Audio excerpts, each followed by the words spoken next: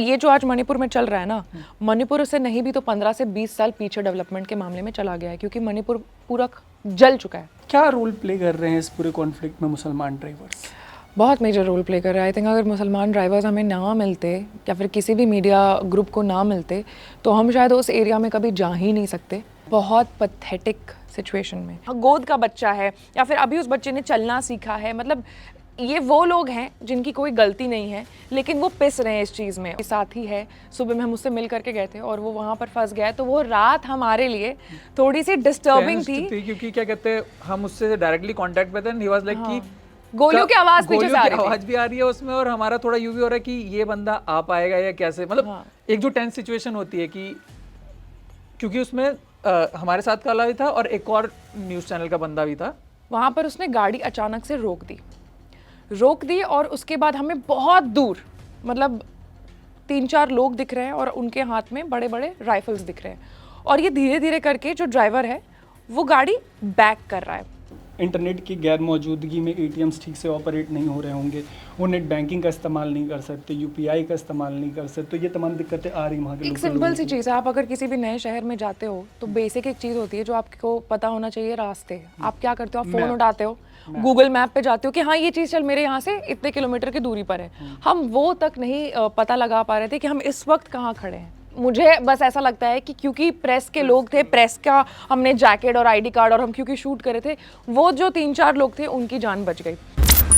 3 अगस्त को मणिपुर हिंसा को 3 महीने पूरे हो जाएंगे। 3 मई को जब ये सब कुछ शुरू हुआ था तो शुरुआत से ही अनकट का एफर्ट ये था कि डिटेल्ड एक्सप्लेनर्स के ज़रिए आप तक एक लार्जर अंडरस्टैंडिंग पहुंचाई जा सके पूरे इशू की। उम्मीद है कि हम ये काम ठीक से आपके लिए कर पाए हों। एट द सेम टाइम जब ये मामला इतना बड़ा हो गया, इतना गंभीर हो गया, तो जो हमारी एक एफर्ट रहती है अनकट की कि हम ग्राउंड रियलिटीज़ भी ज़मीन पे पहुंच के आपको बता सके, उस पर्पज़ से हमारे टीम के 2 लोग आशी और सुमित मणिपुर गए थे। ये वहाँ पे अपना 1 हफ्ते का समय बिता के आए हैं, 1 हफ्ते की रिपोर्टिंग हुई है और ज़्यादा लंबी भूमिका ना बांधते हुए सीधे जो लोग ग्राउंड पे थे उनसे इस बात को समझने की कोशिश करते हैं कि आखिर ज़मीनी हालात हैं क्या। आशी, क्या चैलेंजेस आए शुरुआती, किस तरीके की मुश्किलों का सामना करना पड़ा जो रिपोर्टर्स वहाँ पे पहुँच रहे हैं उनको? इम्फाल में लैंड करते के साथ जो सबसे बड़ा थ्रेट मुझे लगा, मुझे उस वक्त वहाँ पे लगा कि शायद ये जितना आसान दिल्ली में बैठ करके दिख रहा है, जितना इजी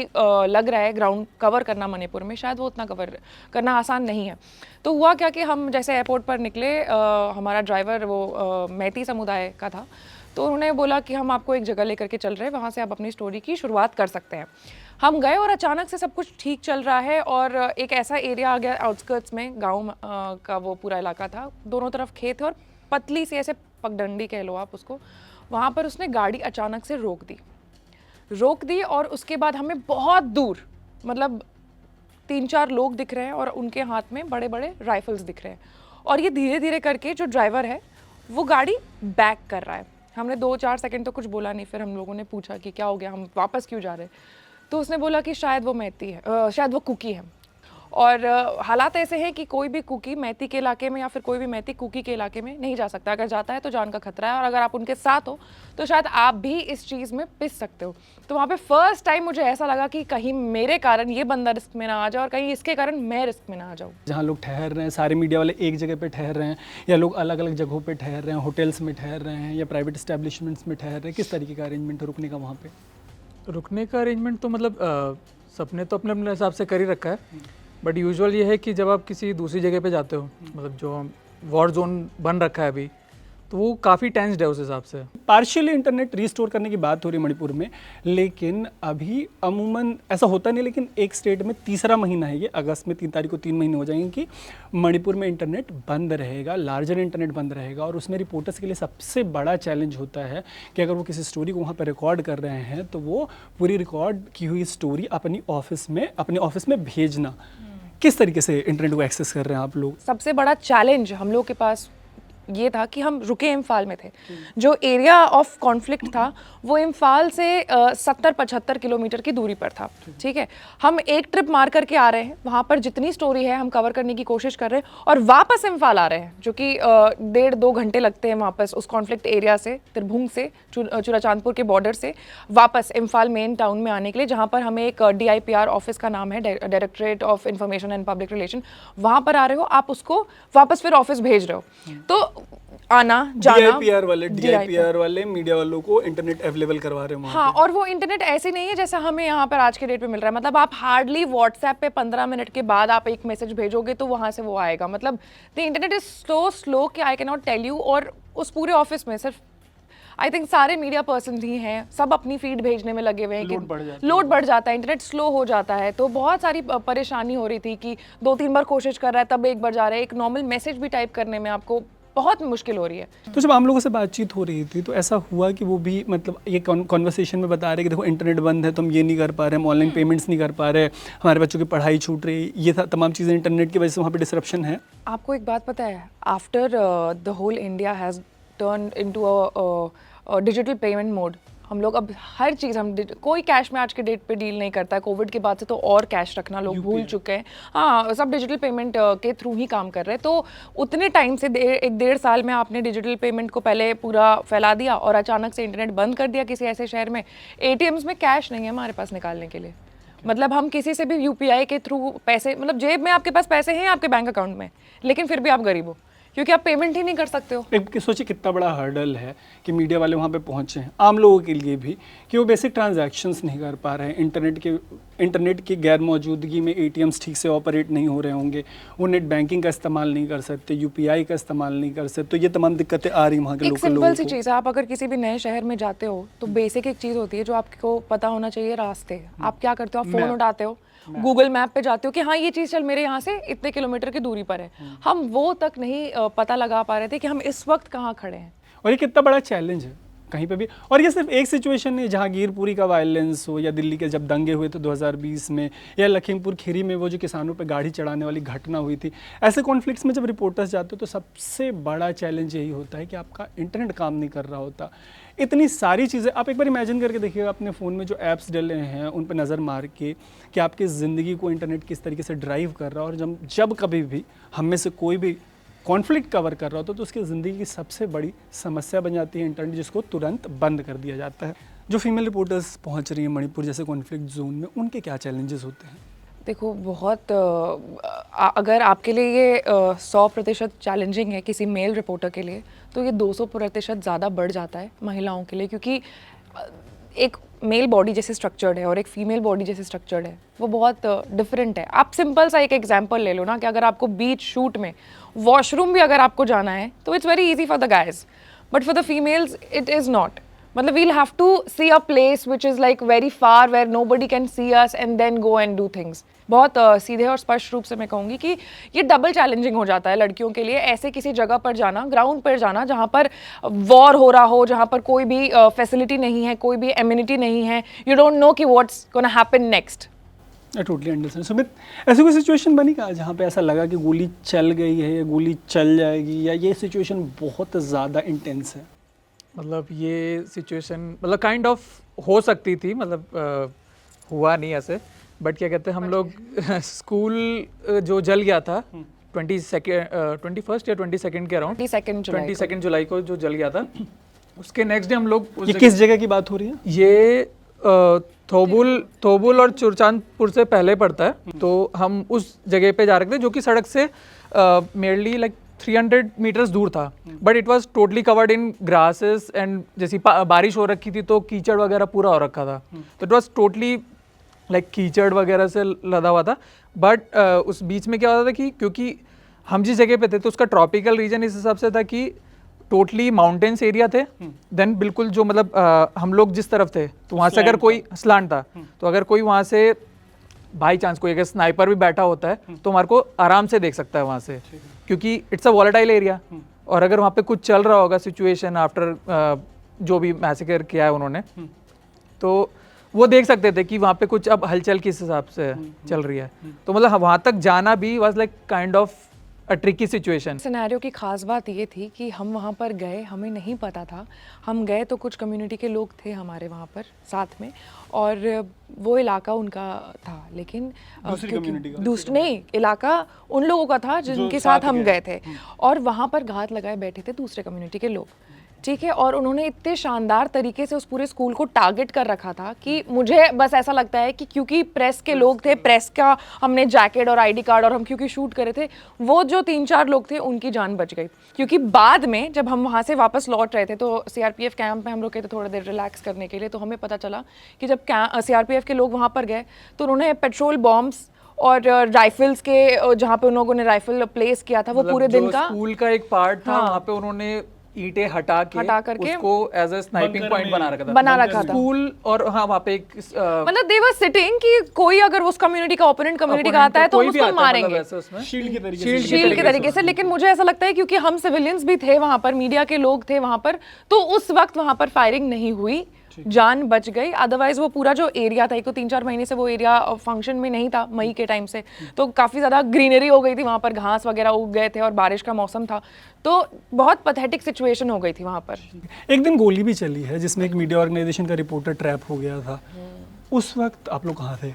उस वक्त लकीली हम इम्फाल में ही थे, लेकिन हमें क्योंकि मालूम था कि हमारा कोई साथी है, सुबह में हम उससे मिल करके गए थे और वो वहाँ पर फंस गया, तो वो रात हमारे लिए थोड़ी सी डिस्टर्बिंग थी। क्योंकि क्या कहते हैं, हम उससे डायरेक्टली कांटेक्ट पे थे, ही वाज लाइक कि गोलियों की आवाज पीछे से आ रही थी। आवाज भी आ रही है उसमें, और हमारा थोड़ा यूं भी हो रहा है कि ये बंदा आ पाएगा या कैसे, मतलब एक जो टेंस सिचुएशन होती है कि क्योंकि उसमें हमारे साथ का वाला भी था और एक और न्यूज़ चैनल का बंदा भी था, तो दे वर लाइक वो ट्रैप्ड इन दैट सिचुएशन, क्योंकि वो रात से लेकर सुबह तक चली है और ये हर रात की कहानी और ये हर रात की कहानी है। शाम 6 बजे से वहाँ पर जो फायरिंग शुरू होती है, क्रॉस फायरिंग, वो सुबह के 10-10:30 बजे तक चलती रहती। तो बड़ा क्रिटिसिज्म है इस दौर में मीडिया का, लेकिन एक पहलू ये भी है कि फैक्ट्स ग्राउंड से लाने के लिए पत्रकारों का एक ऐसा तबका भी है जो आपके लिए ज़मीन पे जा रहा है और वो क्रॉस फायर में भी फंस जा रहा है। तो जो दोनों कम्युनिटीज़ के लोग हैं, उनमें जो लोग दिल्ली से जा रहे हैं या बाहर से जा रहे हैं, उनको लेके किसी तरीके की हॉस्टिलिटी है?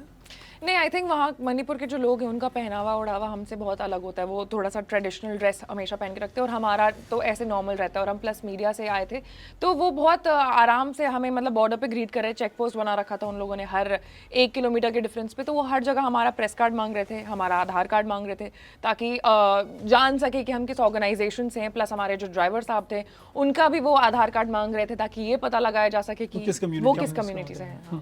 ठीक है।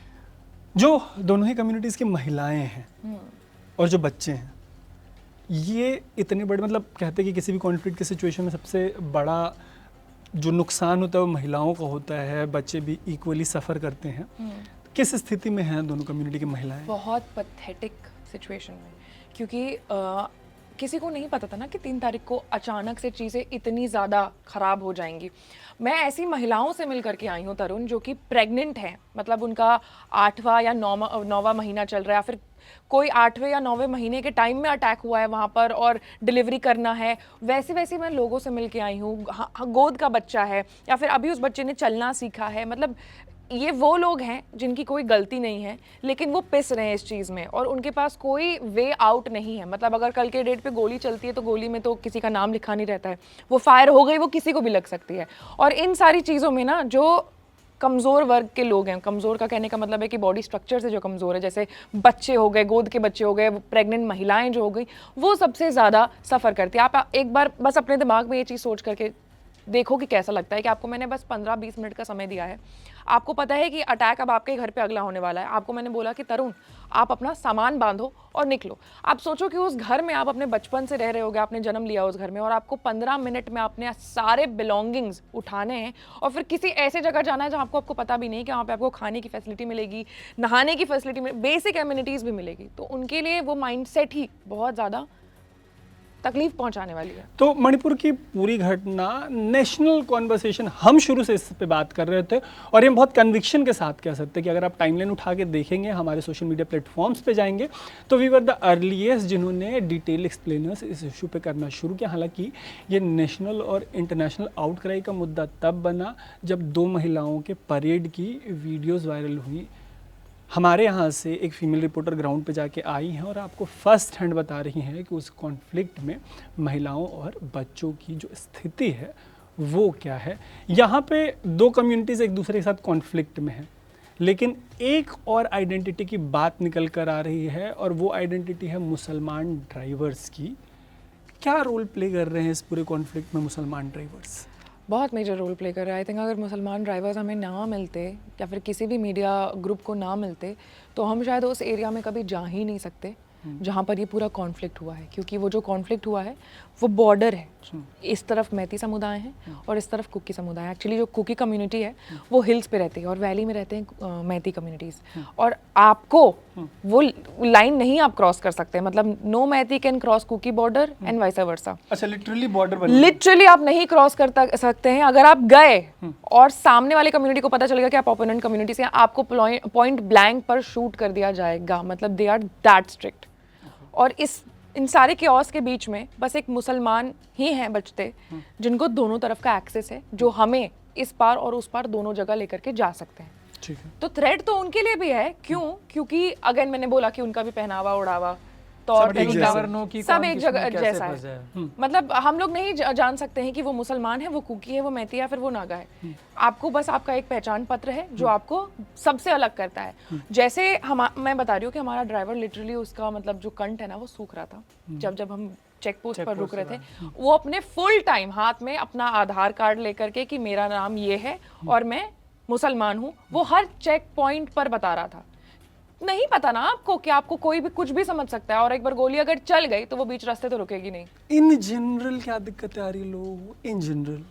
मैं एक बात बताऊं, मतलब क्योंकि प्रॉब्लम्स तो देखो है, और प्रॉब्लम चाहे तो इंसान सॉर्ट कर सकता है, लेकिन अभी तक कुछ उस डायरेक्शन में कुछ कदम उठाए नहीं गए।